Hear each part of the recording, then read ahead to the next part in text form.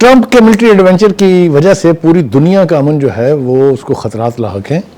جو سبق امریکیوں نے اور خاص طور سے ٹرمپ نے ایران کے ساتھ اس آرمڈ کانفلکٹ کے نتیجے میں سیکھا ہے، اس سے ایک بات تو بالکل واضح ہو گئی ہے کہ امریکہ کی جو ملٹری مائٹ تھی اس کا تو بھرکس نکل گیا ہے.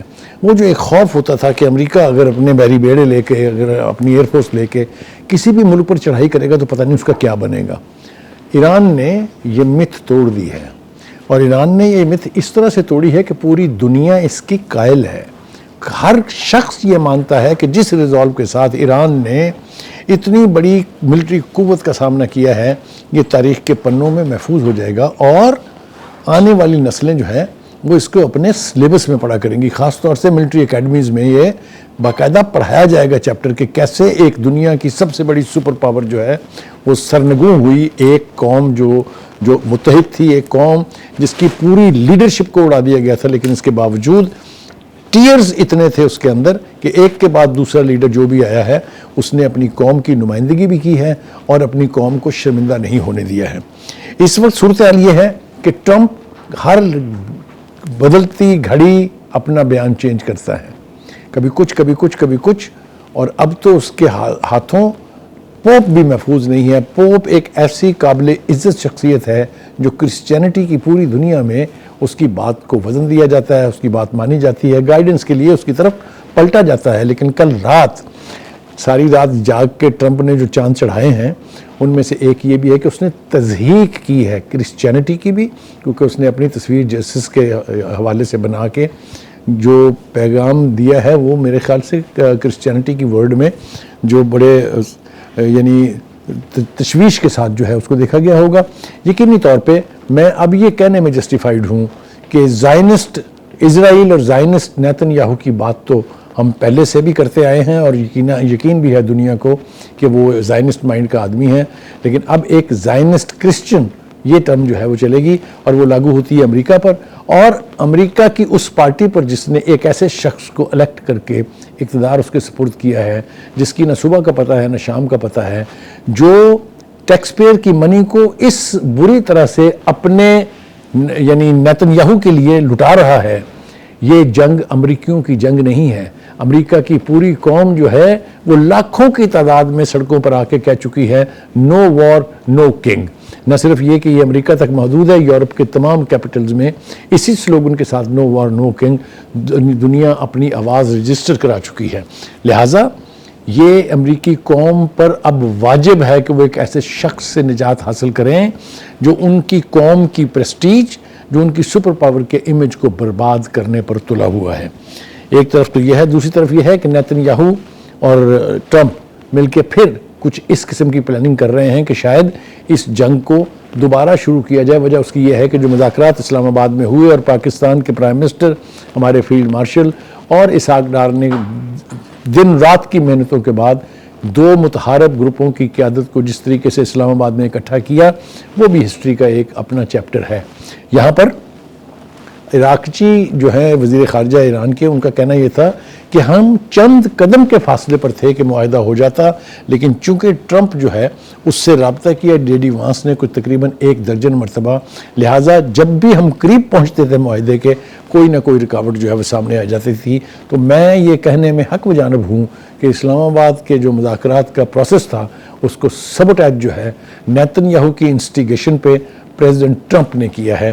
تو یہ ایک موقع تھا کہ اس خطے میں مشرق وسطیٰ میں امن قائم ہو جائے، جس کو امریکہ نے اپنی ویسٹرن انٹرسٹ، اپنی ناجائز اولاد نیتن یاہو کو سروائیو کرانے کے لیے، کیونکہ اس کے اوپر جس قسم کے کیسز ہیں جیل تو اس نے جانا ہے، اور وہ جاتے جاتے یہ سب کچھ کروا کے جائے گا ٹرمپ سے کہ ٹرمپ بھی جو ہے وہ وار کرمنل کے طور پہ ٹرائل ہو اور وہ بھی جیل جائے.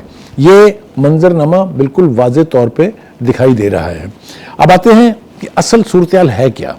دیکھیے، چین نے بڑے واضح الفاظ میں یہ دھمکی دی ہے، اور میں اس کو اس لیے دھمکی سمجھتا ہوں کہ پہلی دفعہ اس کانفلکٹ میں چائنا کے وزیر دفاع جو ہیں ان کا بیان سامنے آیا ہے کہ ایران کے ساتھ ہمارے کچھ مختلف نوعیت کے معاہدے ہیں اور ہم کسی صورت بھی یہ برداشت نہیں کریں گے کہ اس کے اندر کوئی رخنہ ڈالنے کی کوشش کی جائے. ٹرمپ جو ہے جیسا میں نے کہا کہ صبح کچھ، شام کو کچھ، دوپہر کو کچھ کہتے ہیں. انہوں نے پہلے یہ کہا تھا کہ میں آبنائے ہرمز کی ناکہ بندی کرنے جا رہا ہوں. پھر جب انہوں نے دیکھا کہ دنیا سے اس کو پذیرائی نہیں ملی ہے، برطانیہ کے وزیر اعظم نے کہا ہم اس کے حق میں نہیں ہیں اور ہم اس کا ساتھ کسی صورت نہیں دے سکتے ہیں. اسی طریقے سے فرانس نے اس کو ریجیکٹ کیا. صورتحال برق رفتاری سے تبدیل ہو رہی ہے. امریکہ ٹرمپ کی وجہ سے تنہائی کا شکار ہوتا جا رہا ہے برق رفتاری سے. اس کے ٹریڈیشنل لائز اس کا ساتھ چھوڑ رہے ہیں. بہت ساری ایسی مثالیں دی جا سکتی ہیں. مثال کے طور پہ کینیڈا کے پرائم منسٹر جو ہیں انہوں نے یہ کہا کہ ہم اپنے ٹوٹل بجٹ کا 70% بھتے کی صورت میں جو ہے یہ جگہ ٹیکس کی صورت میں ہم امریکہ کو ادا کرتے تھے، آج سے بند ہے. اسپین نے کہا ہم اپنی ایمبیسی کھول دیں اور آج ان کی ایمبیسی جو ہے ایران کے اندر کھل گئی ہے. کہنے کا مطلب یہ ہے کہ وہ یورپ جو روایتی طور پر امریکہ کا اتحادی تھا، وہ یورپ جس نے ہر صحیح غلط فیصلے میں امریکہ کا ساتھ دیا، وہ اس ٹرمپ کی حرکات کی وجہ سے، وہ ٹرمپ کی اس زائنسٹ رویے کی وجہ سے ساتھ چھوڑتا جا رہا ہے. پاکستان کے پرائم منسٹر اور ہمارے جو فیلڈ مارشل ہیں وہ انہوں نے ابھی اپنی کوششیں ترک نہیں کی ہیں، اور یہ بڑی حوصلہ افزا بات ہے.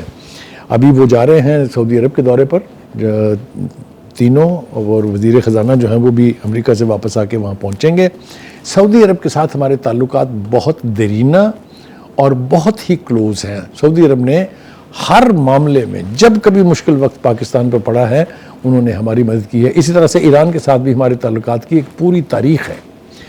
جو کمال ہے ہماری لیڈرشپ کا وہ یہ ہے کہ دو متحارب ملک امریکہ اور ایران اور تیسرا سعودی عرب جو بھی اس جنگ سے کسی نہ کسی صورت میں متاثر ہے، ان کے ساتھ ہم نے اپنے تعلقات میں ایک بیلنس رکھا ہے. کسی کے ساتھ ہماری کٹی نہیں ہے، کوئی ہم سے ناراض نہیں ہے. سب یہ سمجھتے ہیں کہ ہم اس خطے میں امن کے دائی ہیں، ہم اس خطے میں امن قائم کرنا چاہتے ہیں. اور یہی وجہ ہے کہ ہمارے رول کو لوگوں نے ٹیلی فون کر کے، لوگوں نے بیانات جاری کر کے، پوری دنیا کی لیڈرشپ نے ہماری لیڈرشپ سے رابطے کر کے ہمارے اس رول کی تعریف کی ہے. دوسری طرف ہم دیکھتے ہیں کہ جس طریقے سے میں نے کہا کہ جنگ کے بادل ابھی چھٹے نہیں ہیں، ہم دیکھتے ہیں کہ جو ایرانین لیڈرشپ ہے اس کا رویہ جو ہے اس میں بھی اب سختی آتی جا رہی ہے. جو پارلیمنٹ کے اسپیکر ہیں ایران کی، کالیباف، محمد باقر کالیباف، انہوں نے یہ کہا ہے کہ ہم لاجک کی بات سمجھتے ہیں. اگر آپ لاجکس کے راستے ہم تک پہنچیں گے ہم آپ کی بات سنیں گے. اگر آپ ہمیں دھمکی دیں گے، اگر طاقت کا مظاہرہ کریں گے تو ہم آپ کا اتنی ہی قوت کے ساتھ جواب دیں گے. یہ ہے ریزولو ایرانین نیشن کا، جو پچھلے 1.25 مہینے کے قریب ایک جنگ سے دوچار رہی ہے. ان کے شہروں پر، ان کی گلیوں، ان کی سڑکوں کے اوپر بمباری کی جاتی رہی ہے، لیکن سلام ہے اس قوم کو کہ اوپر جہاز بمباری کر رہے ہوں اور وہ نیچے سے اللہ اکبر کے نعرے لگا رہے ہوں. یہ بھی بہت کم دنیا نے دیکھا ہوگا، اور یہ بھی تاریخ کا ایک نیا چیپٹر ہے. ہیونگ سیڈ دس، میں توقع کرتا ہوں کہ ہماری لیڈرشپ ایک بار پھر کامیاب ہوگی اس میں کہ امریکہ اور ایران کی لیڈرشپ مذاکرات کے راؤنڈ 2 میں داخل ہوں، جس کے نتیجے میں اس پورے خطے میں امن قائم ہو.